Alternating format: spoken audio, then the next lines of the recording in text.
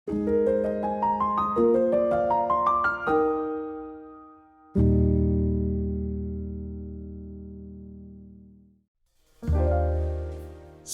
Bapak Ibu Saudara sekalian, bagaimana kabar Anda hari ini?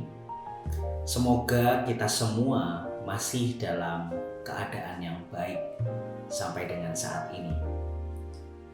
Selamat Natal Bapak Ibu. Saya yakin kita semua merasakan sukacita dan damai Natal yang luar biasa. Kita menyambut hadirnya Kristus dengan penuh sukacita. Kita merayakannya bersama dengan saudara-saudara kita, dengan kerabat dan sahabat. Namun sadarkah kita bahwa di balik sukacita Natal, ternyata ada sebuah kenyataan yang menyedihkan. Kehebohan Natal yang luar biasa itu seringkali membutakan mata kita, sehingga kita tidak menyadari ada kisah menyedihkan di balik hadirnya Kristus di dunia. Kisah menyedihkan ini dicatat di dalam Injil Matius pasal 2 ayat 13 sampai 18 yang akan menjadi bahan permenungan kita hari ini.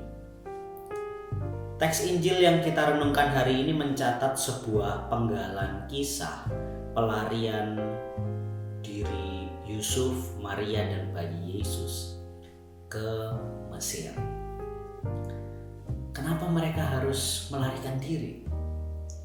Dikisahkan di sana bahwa Raja Herodes sedang mencari bayi Yesus dan hendak membunuh bayi Yesus.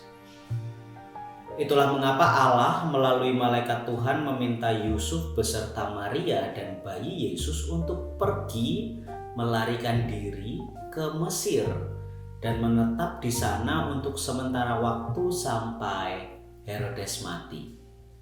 Dan benarlah begitu. Ketika Herodes tidak mendapatkan kabar dari orang-orang Majus, ia marah besar. Kemarahannya ini membuat Herodes memutuskan untuk membunuh semua anak yang berusia 2 tahun ke bawah di Bethlehem. Ada hal menarik yang ingin saya bagikan kepada Anda sekalian. Mari coba perhatikan ayat 17. Di sana dicatat begini. Dengan demikian digenapi firman yang disampaikan melalui Nabi Yeremia.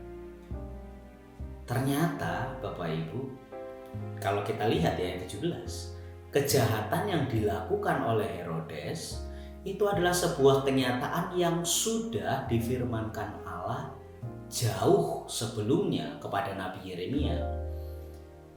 Jika Allah telah mengatakannya kepada nabinya, kepada Yeremia, maka dengan kata lain sebetulnya Allah itu mengizinkan kejahatan itu terjadi. Jadi di balik sukacita Natal, di balik kehadiran bayi Kristus yang dijanjikan itu, ternyata Allah mengizinkan kejahatan terjadi.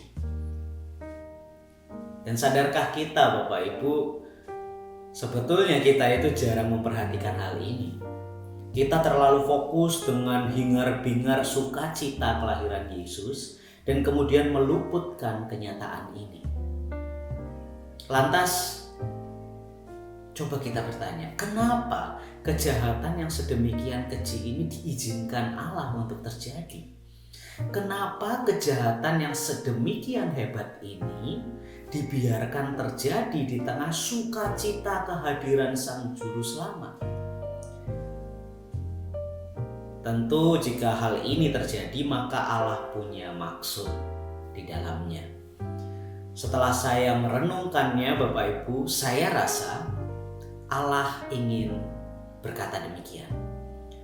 Hadirnya Sang Juru Selamat bukan sebuah jaminan bahwa dunia ini akan terhindar dari kejahatan.